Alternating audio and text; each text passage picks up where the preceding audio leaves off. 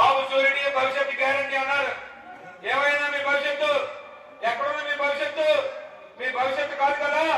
మీ అందరికీ మోసం చేసే కార్యక్రమం చేశారు, మోసం చేశారు. కాబట్టి రండి, తెలుగుదేశం పార్టీ నాయకులు, కూటమి నాయకులు వస్తే అడగండి కదా, బయటపడి అడుగుతాయి ప్రభుత్వాన్ని ఎందుకు చేయరు?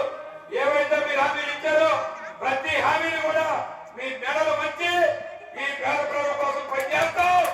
ఇది వైఎస్ఆర్ పార్టీ అని చెప్తున్నా. మళ్ళీ ఎన్నికలు వస్తాయి, ఎన్నికలు వచ్చేటప్పుడు మీ నిర్ణయం జ్యోతి గాని మీకు ఆ రోజు ఏ ప్రభుత్వం మంచిదో, ఎవరు నాయకులు కావాలో మీ నిర్ణయం మీది.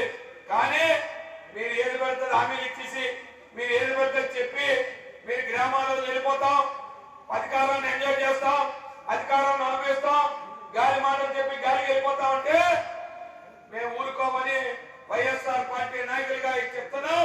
మీ తరపునే ఈ కర్లా గ్రామ పేదల సంక్షేమం తరపుని మీ గొంతుగా మా గొంతుకై రేపు ప్రజాప్రతినిధులుగా తెలుగుదేశం పార్టీ నాయకులు, కూటమి నాయకుల్ని ఈ ప్రభుత్వాన్ని నిలదీస్తామని చెప్పడానికి మీ తరపున భరోసా ఇవ్వడానికి వచ్చాం. ఇప్పుడు సంవత్సర కాలం అయింది, ఇంకా కాలం ఉంది. ఇంకా చెప్తారు నాయకులు ఇంకా ఇస్తామని చెప్పి ఎప్పుడు ఇస్తారో చెప్పండి. ఇప్పటికే సంవత్సర కాలంలో చాలా నష్టం జరిగింది. అర్హులైన పెన్షన్ లేవు, ఆడబిడ్డ నిధి లేదు, రైతు భరోసా లేదు, తల్లి వందనం చెప్తే 15,000 రూపాయలు చెప్పి 13,000 రూపాయలు చెప్పారు. ఇంకా చాలా మందికి తల్లి వందనం పిల్లలకు పడక వాళ్ళకి బాకీలు ఉన్నారు.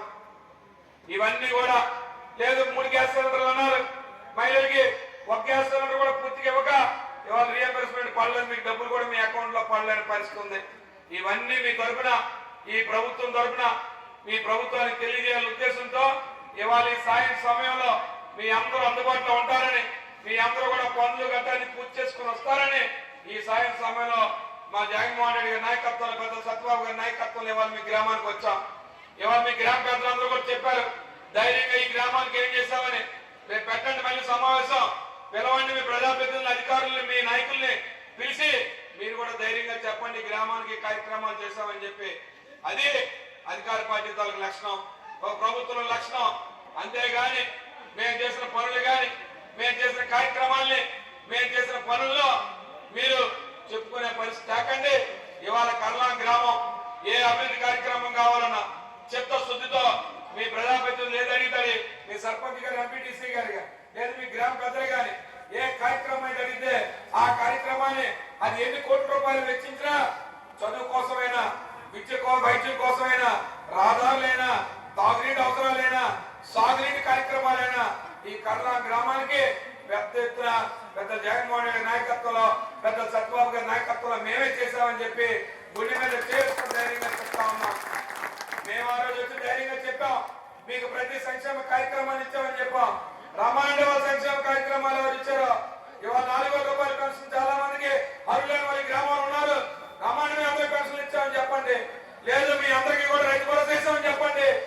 అంతేగాని ఊరినే కూర్చొని మాటలు చెప్పే కార్యక్రమం చేయకండి అని చెప్పి మీ తరఫున ఈ ప్రభుత్వం మీద ఒత్తిడి తీసేయడానికి ఇవాళ జగన్మోహన్ రెడ్డి నాయకత్వంలో మీరు ఏదైతే చెప్పిన భవిష్యత్ షూరిటీ అన్నారో మీ మోసం గ్యారంటీ, మీ భవిష్యత్ షూరిటీ గ్యారంటీ కాదు.